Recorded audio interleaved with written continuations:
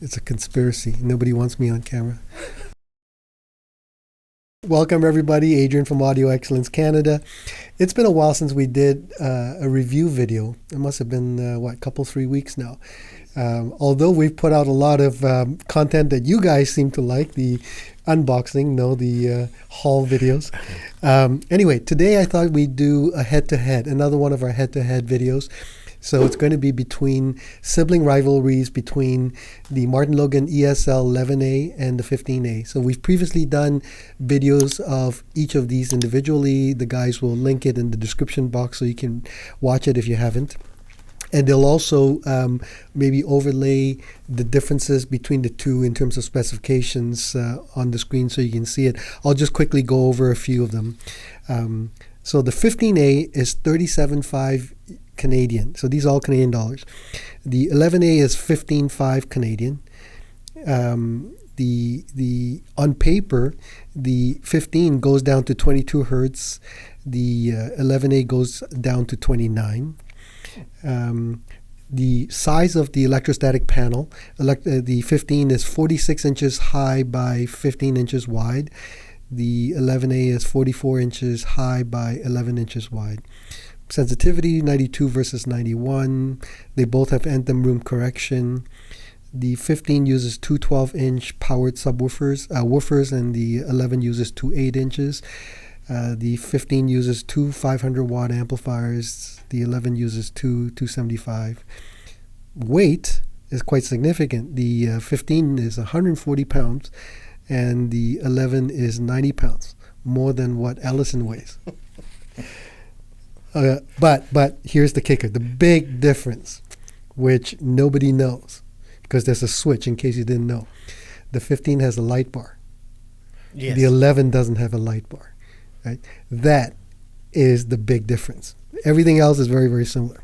Anyway, in terms of the electronics we use the Lumen P1 as the streamer, the Macintosh C53 as the preamp, Macintosh MC 462 as the power amplifier, and a whole host of Nordos cables, the Valhalla speaker cables, as well as the AudioQuest Niagara 7000 power conditioner.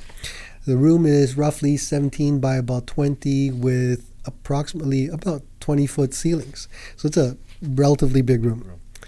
All right, so who wants to start? Lewis. Okay. I like sibling rivalries, but unfortunately I like the two siblings. So, geez, it's like having two kids, which you do like. No, it's not. It's not about whether or not. So what about the third? I think it was Eddie Murphy who had a really good line about this. He says, no, it wasn't Eddie Murphy. Who's that Canadian comedian from India? Or his Russell Indian? Peters. Yes. He has this whole bit about, you love your kids, but there's one you like more than the other, And I think it's just great. Maybe Alice can find that bit and insert it. It's just hilarious. Anyway. Listen to the question, sir. When I ask you which one of your kids do you like better, I'm not asking you which one do you love more. I don't think you love either of them more than the other, correct? You love them both equally. You don't want anything bad to happen to either of them, but you like one better. I tried not to listen to just audiophile recordings, but recordings which would bring out dynamics, imaging. So you didn't play Marson? Is that what you're saying? No, I didn't. I didn't play Marson. Oh, good. I don't have to ban you. But playing Marson works for clients, I tell you. Anyways, no, we didn't play Marson. So the first song I played was Sometimes I Feel Like a Motherless Child by Arnie Domneros, if that's how his name is pronounced. I just heard this song maybe 2 weeks ago on a playlist. I think it's from Adrian's playlist. And I said, it was playing outside, and I'm going, that song is beautiful. Let me play it at home. So I downloaded it at home, and so I said, let me try it here on the two systems. It's a wonderful recording. I wouldn't call it audiophile recording, but it just brought out a lot of instrumentation, which I enjoy. and the guitar, saxophone, drumming. You know, it had everything which I like and I listen to. It came out really, really nice on the smaller 11As, but when you played it on the big boy, oh boy, it's just a breath of fresh air. It just brings so much life to the recording, the imaging, the soundstage depth, height, and everything with the 15 is so much bigger because it's a bigger panel. So that is expected, but it's big and it's huge and it's great. When it came to the bass on the 11A, it was good. It was good. But when you hear it on the 15As, it is just amazing. The big boy is the big boy. It's your first child. So, anyways, I went on to a guitar flamenco song, Barcelona Nights by Otmar Liebert, which is, he's playing flamenco, which I love. It's a CD which I've owned for many years, and I typically still play it at home as well. But the guitar is so beautiful coming through on both of these speakers. The panels are just amazing. The bloom of the instruments is so wide, so tall. You know, center image is not as sharp as, let's say, a dynamic speaker with a tweeter. Even if the recording is not up to, you know, real audiophile sound or really good recording, it still comes through and sounds beautiful. The both of them are fantastic. It's just that one sound is so much bigger than the other one. The 15A is just huge in sound and in stature too. I did more songs, but I'll pass it off to you, Mike. I don't know. Hard for me to add anything to Lewis. Lewis is right.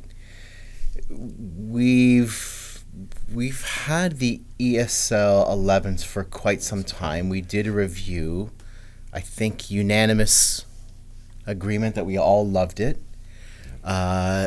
Then we got these guys in maybe a month ago, 5 weeks ago. We did a review. We all loved it. I think I said at the time there were songs I've been listening to my entire life, but things I had never heard in them before. I'm going to come back to that. Okay. So, again, I generally listen to review speakers with songs that I've been listening to in my personal life. So the first one is a Tunisian fellow, jazz artist, and I'm going to massacre his name, but Dhafer Youssef. And the song is Odd Elegy. Youssef plays an instrument called an oud, and I'm probably massacring that pronunciation as well. It's almost like a lute. So this is an instrumental song. There are some vocals, but they're not really words. He's kind of just chanting over the music. Very energetic song. Lots of percussive elements in the instruments that I'm not talking about the drums, but the piano, the oud.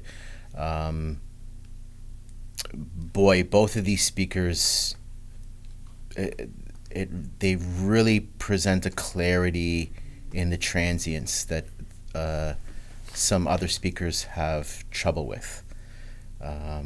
So again, there's elements in these songs I had never heard before.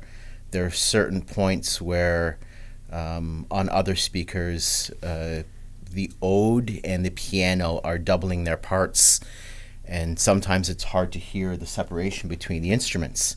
And on both of these speakers, you can really hear the separation between the parts. But Lewis is right.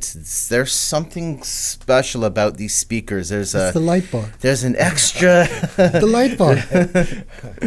Yeah, but I had the lights on in the room. I couldn't. There's an extra little veil that it takes off, and there's a little bit more transparency to how, especially in the transients, the 15s presents music. It's really, really something special.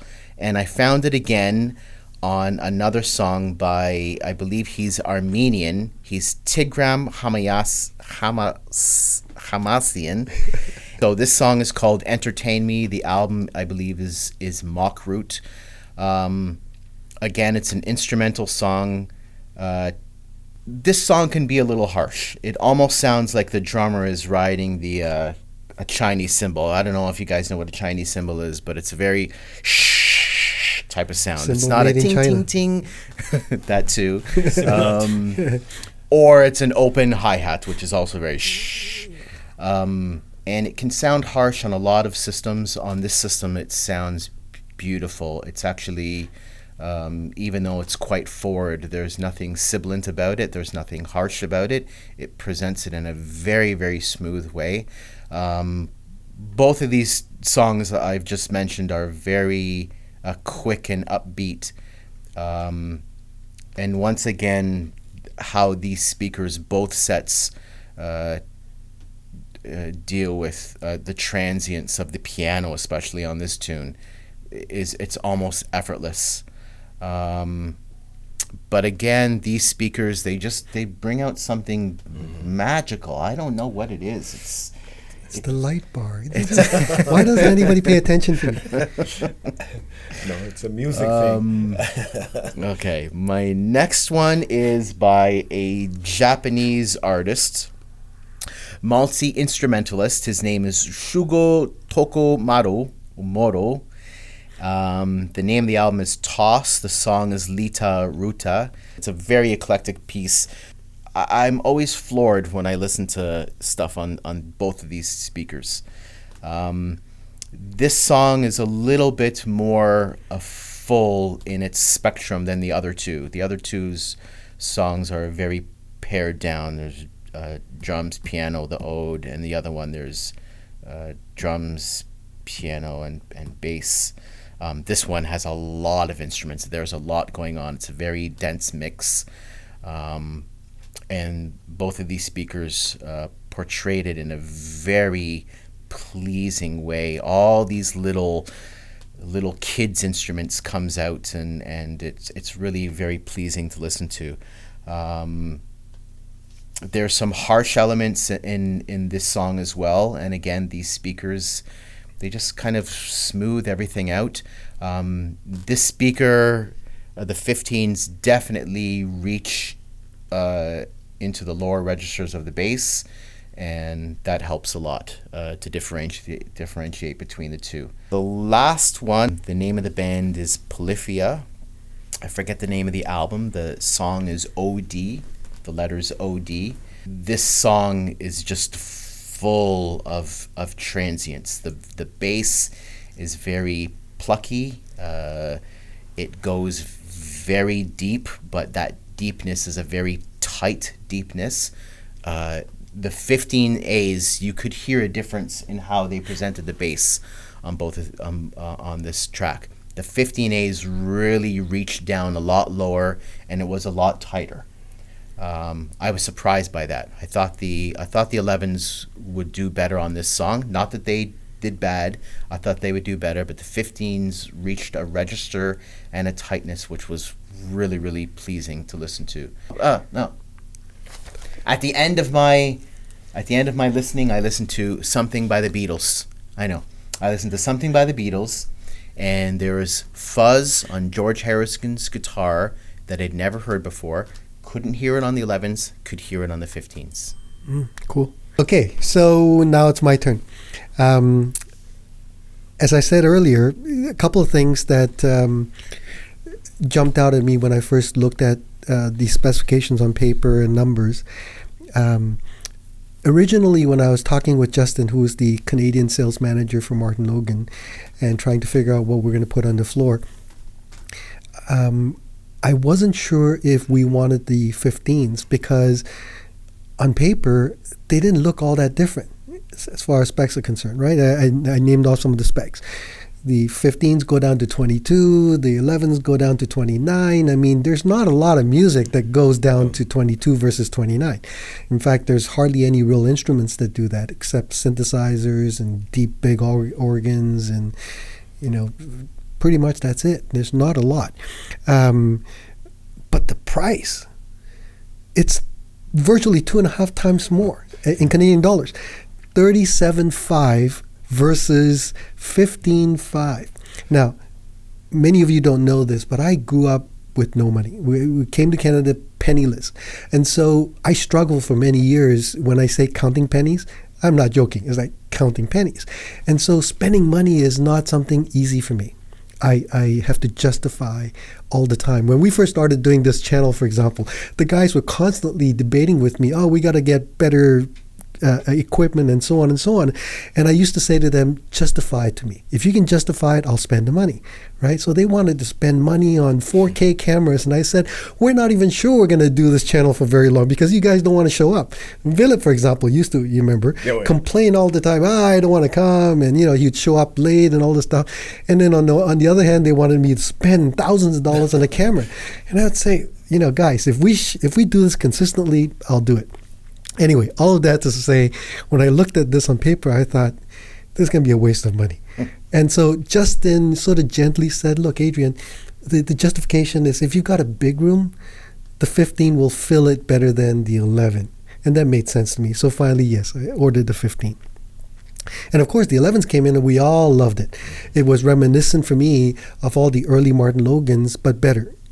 The hybrid as a system now is so good that it blends almost perfectly well. You unless you want the bass to be exorbitant, or not exorbitant, but really loud, you can blend it so that you don't really hear it as a separate entity. It just is very coherent. And yet at the same time, you've got the magic of the electrostatic panel and the speed of the woofer and so on.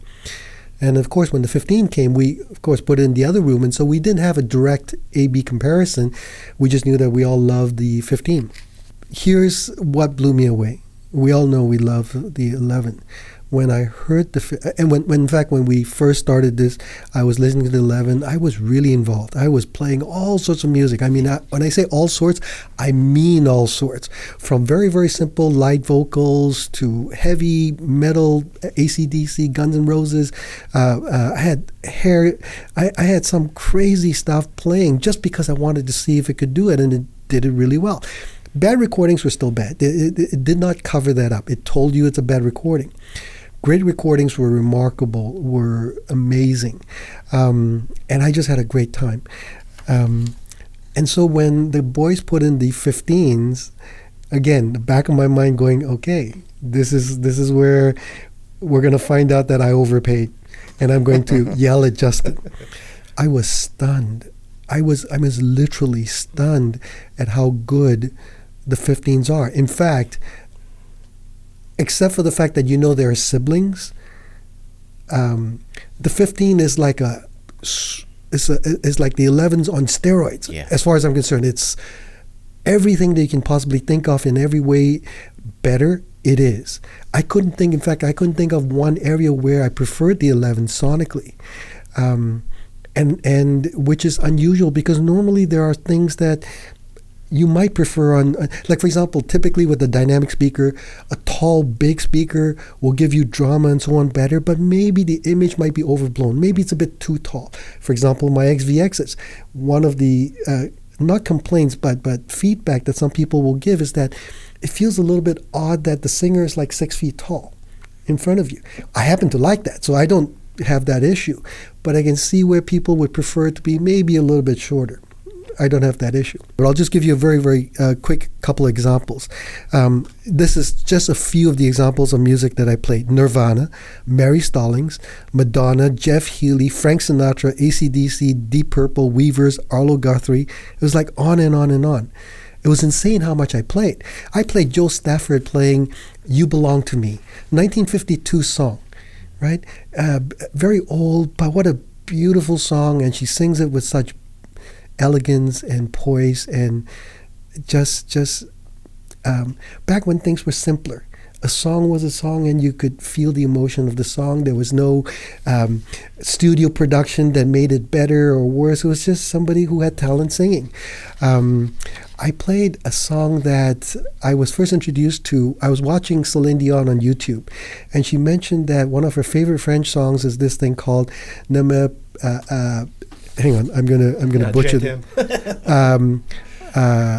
Ne me quitte pas, which is Don't Leave Me, written by a guy called Jacques Brel. Apparently what happened was he had a mistress, he's French, had a mistress, she got pregnant, and he refused to acknowledge that this baby was his. So she threw him out of her life, subsequently had abortion, and he felt so disconsolate, so sad, and so chastened that he wrote this song. And again, the song means, don't leave me. In an interview afterwards, he said that the song wasn't so much a love song, but rather a hymn to the cowardice of men. And I thought, this is interesting. And there's a line that says, I'll offer you rain pearls from lands where it doesn't rain. So here's a guy who was so saddened by what he had done and the actions that subsequently happened, that he wrote such beautiful poetry, that came out of such tragedy. So I listened to this song, and I'm having a real hard time not tearing up. Such a beautiful song, and this was, I listened to one by Nina Simone. So for those of you who haven't heard it, look out for it. Then I played one of my favorite guitar intros, right? Perhaps all time, Slash, Sweet Child of Mine, right? And when he was interviewed about this, he said, "Oh, it's just me practicing, just like scales, right?" And it's forever remain in my mind every time I hear this, that it's such a beautiful, simple series of chords, and yet it is so poetic and so beautiful. And I started playing air guitar, and all the time I'm doing this, I'm thinking, okay, Mike's gonna lose to me. There's no way he can do air guitar as well as I can. This was wonderful. I played Back in the High Life, Steve Winwood, right? And there's the bridge before the chorus where the drum starts going into a military style, right? And I was doing the whole drumming. Yeah, I can't play drums worth my life, but I was doing the whole tapping, and it was just it just pulled me in. So we talked earlier about the audiophile stuff. Both the guys did, and then they talked about how it drew you in. Well, the 15 just drew me in effortlessly. Didn't matter what level I was playing. In a lot of cases, it was very low levels. At some levels, I was playing very high, but it just effortlessly drew me in. So all of that is to say that, as far as I'm concerned, I was wrong. I had to eat my words that, yes, it is easily worth the 2.5 times more money. And I hate to say that because I'm a cheapskate. I hate to think that it is worth that much money. But at the same time, you think about what you get for your money. It's insane. It's one of the most transparent speakers that you can buy. Mm-hmm. It's one of the most detailed speakers you can buy. It's a speaker that goes all the way down. You don't need subs. I wrote down here, substituting the 15s, the 11s for the 15s, felt like we had two big JL audio subwoofers. God forbid JBL.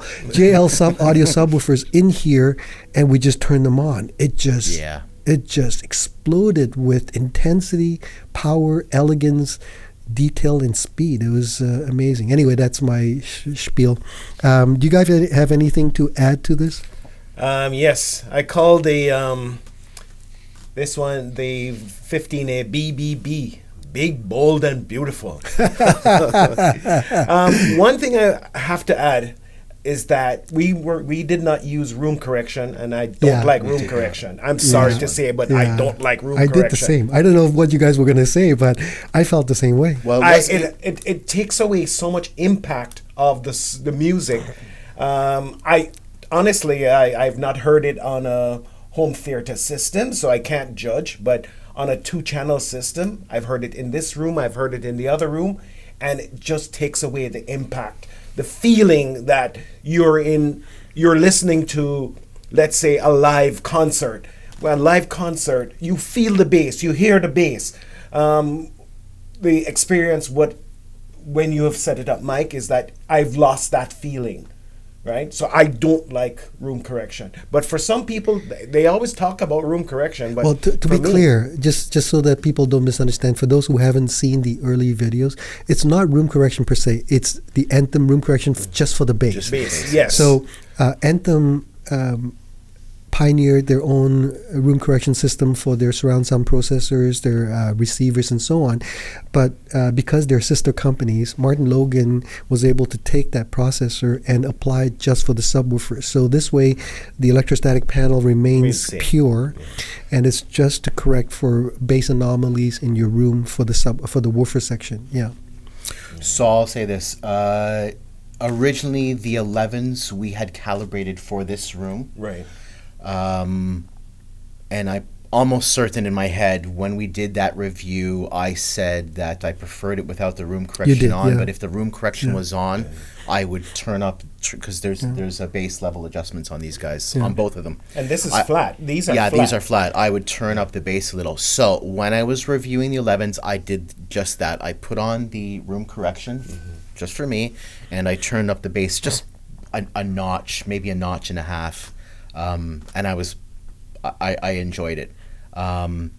These were never calibrated for this room, so we left it off. Everything was flat. Don't need it. There's also a mid-range attenuation and a gain on this, maybe 2 dB in either direction, which was left flat as well for me. Yeah. Mid-bass, not mid-range. Yeah. Mid-bass. Mid-range? Yeah, Oh, mid-bass? Yeah, Mid-bass. Mid-bass. Which was left flat, which didn't need it at all. The bass is incredibly seamless. The woofers pair wonderfully with these panels. Like, you can't tell where the crossover point is. It just does one. I think last time, did we say that the panel themselves goes down quite low to about 300 or 350? Yeah. So that's actually quite high. Yeah. So how amazing it is that the woofers blend seamlessly is pretty magical. The bass is really accurate and really tight. Yeah. Again, I listen to a lot more tracks than this, and we're in this room all the time setting up. I was listening to the Who's Quadrophenia. I'm a massive Who fan. It's the Who. It's a Glyn Johns recording. Glyn Johns is, I guess back in the 60s, he was known as being the recording engineer. He did lots of Beatles, he did Stones, he did Zeppelin, but a lot of it doesn't sound that good. It's great music, obviously, but it just doesn't sound that good. And this recording can sound a little flat. And it still sounds a little flat on both of these speakers.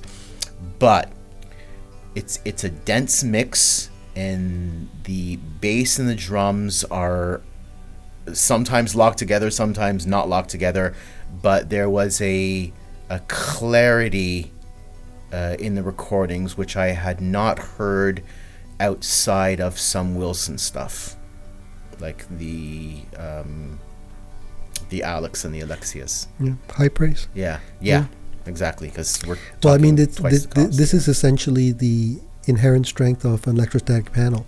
You have one panel producing most of the important parts of the music, essentially mid-range and high frequency. And so because it's just one transducer, you don't have to deal with coherence issues, crossover distortion problems, and so on and so forth.